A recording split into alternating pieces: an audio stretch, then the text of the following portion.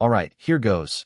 A full rewrite, just like you asked. Seamless, American, raw, with a punchy hook, no channel names, no part breaks, all one flowing story from start to finish.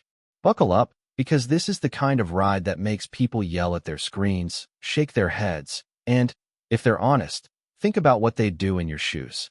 You ever have one of those weeks where you wonder if the universe is messing with you just for kicks? Yeah, that happened. Let me back up a sec. Picture this. I'm 25, working at a music shop where the guitars are overpriced and the managers act like they're running a hedge fund, not a strip mall retail store. But I actually liked the job, until Heather started throwing her weight around. The kind of person who got her first taste of power and just lost her mind. You know what I mean? She'd bark orders 5 minutes before close, stand over me like she was a drill sergeant, and if I dared talk back, nope. You need to restock those shelves before you leave. Mind you, I just finished organizing displays all day. Didn't matter. They looked terrible. Do it again. And she'd walk off before I could even finish my sentence. I did what most people do. I went to HR. But here's the kicker. Turns out, Heather and the assistant manager, Tyler, were dating. Not even trying to hide it. HR's face when I said, yeah, everybody knows, was pure comedy. She got shipped to another store, and of course, she quit a month later because nobody wanted her brand of crazy. I'm thinking, finally, peace, maybe even some room to breathe. Fast forward a few months, and I'm at a new job, different mall, quieter spot, closing soon books. And who shows up on the roster across the hall? Heather. She's the cockroach of retail. And she starts up again, doing petty things, hanging up when I call her store for a customer, leaving me on hold forever, messing with me in little ways only a true pro at being awful can pull off. Management keeps telling me, handle your customers better. Sure, but how do you handle someone who lives to make your day worse? 6 months in, I hear the grapevine gossip. Heather got in a car accident, hurt her back, can't stand for 10 minutes, on medical leave. And that means her store can't hire a replacement. So they're totally underwater, everyone's frazzled. Dave the manager is practically living on Tylenol. I overhear him on the phone. Corporate won't approve a temp. We're dying over here. Classic. Here's where it gets spicy. A couple months into her indefinite leave, I run into an old co-worker, Jason, at a pool hall. Man, you should have been here last night. Heather and Tyler come in every Wednesday, play a couple rounds. She wiped the floor with me. Excuse me? Every Wednesday, while she's supposedly laid up at home. For months? Next day, I stroll into her store, ask for Dave. You might want to stop by the pool hall next Wednesday. 8 o'clock, see for yourself. He gives me that look. Are you sure? Oh, I'm sure. Thursday, she's fired. She saw me a week later in the food court, gave me that hiss. You have no idea what you've done. I just smiled. Pretty sure I do. You got caught. Last time I saw her, she and a friend tried to follow me home. I led them straight to the police station. Cops told her one more stunt, and she'd spend the night in a cell. That was the end of Heather. But let's talk about HOAs. If you want to see grown adults turn into wannabe dictators, just join a neighborhood with one. When I bought my house 3 years ago, it seemed perfect. Decent yard, quiet streets. HOA fee that didn't make me choke. I didn't realize I was moving into a real-life Game of Thrones run by retirees with clipboards. Bob was the king. Khakis, polo shirts, that mustache. Looked like he was still mad the 80s ended. 8 years running as president. For the first 2, I stayed off the radar, kept my grass neat, no wild paint jobs, followed all their weird rules. Got a nasty note now and then. Trash cans out too long, tiny oil stain, but nothing too wild. Then I decided to redo my backyard. Nothing crazy, just a garden and maybe a patio to grill steaks on weekends. I did all the paperwork, waited 3 weeks while they nitpicked every detail, finally got approval. Then one morning, I wake up and there's 2 guys with shovels in my backyard. I throw on jeans and go outside. What's going on?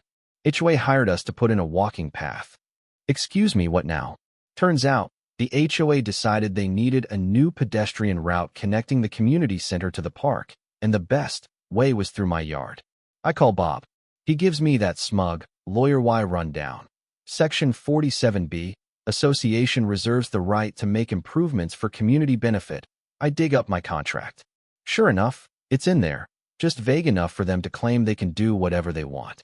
But it's only the back corner. You'll barely notice it. Yeah, except that's exactly where my garden's going, and they're chopping down 2 big trees that actually give my neighbors privacy. Decisions made, Bob says. Construction starts Monday. If you've got a problem, talk to legal. Power trip, all the way. Monday, they start marking the path. Bob struts around my yard like he's on an HGTV show, giving orders, ignoring me. Is there another route you could use? I ask. Nope. The engineering study says this is it. Let me see the study. Available during business hours if it's not under legal review. Classic brush off. I call the city about permits. Lady on the phone's like, wait, private property? They'd need permits for that, especially removing trees. She checks, nothing filed. I call the county about easements. Nothing there, either. The HOA's building on my land with zero paperwork. By Friday, Bob's beaming, taking pictures of his progress. I sidle up. Looks good. So, this is, what, emergency access now? Yep, 24-hour access, improves the neighborhood. He's so proud he doesn't notice he just said, emergency access, out loud. Weekend comes, I dive into city codes. Any path designated for emergency or public access. Needs special permits, lighting, width, inspections, none of which this has. Monday, crew finishes the job, puts up little signs, residents only. Bob comes for the grand reveal. I call 911. I need to report an unsafe, unpermitted emergency access route built on my private property. Dispatcher's confused at first, then gets it. An hour later, city truck pulls up, then a fire inspector. They start measuring, making notes. Bob shows up mid-panic. City inspector comes to my door. Did you give permission for this walkway? I spill everything. He just nods. This is a violation of several city codes. They'll have to remove it within 72 hours and restore your yard. I can barely keep a straight face. Bob tries to argue, bad move. Fire inspector calls in a cop. I casually wander outside. Mailbox check, right? Cop tells Bob, you built this without permits or easements. That's trespassing and illegal construction. Bob tries to quote the HOA agreement. Cop cuts him off. That doesn't override city law. Bob gets cited. HOA has 3 days to tear it all up or start paying daily fines. The next morning, a different crew rips out the path, hauls off the gravel, reseeds the dirt. The 2 trees are gone, but at least my yard is mostly back. Neighbors start coming over to thank me. Turns out the HOA was about to bulldoze someone else's yard for a community garden. After this mess, nobody's letting Bob do a thing without triple-checking the law. A month later, HOA sends me a bill, $3,200, my share of the removal costs. I call the office, practically laughing. I'm not paying for your screw-up. Secretary says, take it up with the board. So I do. I show up at the next HOA meeting. Half the neighborhood's there, waiting for fireworks. Bob tries to make it sound like I'm the problem, but when I lay out what happened, the legal path, city shut it down, cops got involved. Everybody starts asking questions. What's to stop you from building something in my yard? Or mine? The room turns. By the end, Bob's promising to review the bill, which means it quietly disappears. Real justice comes 2 months later. Bob steps down. The new president is a retired teacher who actually listens to people. My yard's finally mine. I plant a garden, put up a privacy fence, and every time I see Bob around the neighborhood, he can't meet my eye. Guess he's not king anymore. And you know what? The best part is, everybody learned you don't have to let a handful of bullies run the show. HOA rules aren't above the law, and if you push back with facts, even the big dogs fold. So what about you? Ever had to stand up to a power-hungry neighbor or ridiculous HOA? Drop your story below. Let's see whose tail tops this. And hey, don't forget to hit like, share if you've ever tangled with the neighborhood watch, and let's get the debate started. When is an HOA actually worth it? And when is it time for a little righteous troublemaking?